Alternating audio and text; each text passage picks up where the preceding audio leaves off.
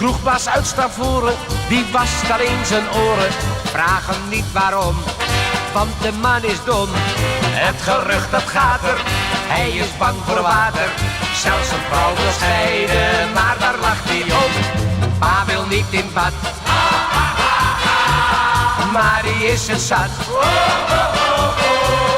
Dat duurt al een jaar, dat is te veel voor haar.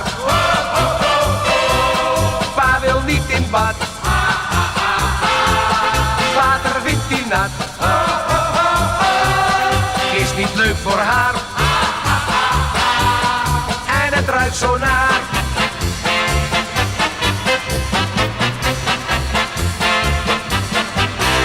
Ze vond een psychiater, die zei gebruik geen water. Dus van nu af aan, het bad vol bier gedaan. En al klinkt dat gekker, pa die vond dat lekker. Hij was uit de badkuip, niet meer weg te slaan. Pa wil niet uit bad,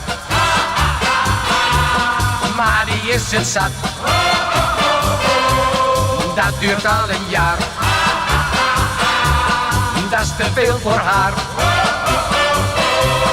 Pa roept uit het bad, lever het gersten nat. Op dokters attest,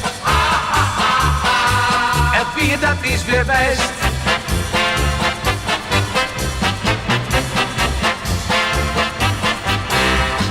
En een jaartje later kwam weer de psychiater. Weet je wat hij zei? Springt u er rustig bij. U hoeft zich niet te schamen, voortaan gaat u samen. Gezellig in het bad, lekker zij aan zij. Is samen in het bad, dagelijks zijn ze zat. Dat duurt al een jaar, en het staat zo raar. Pa wil niet uit bad,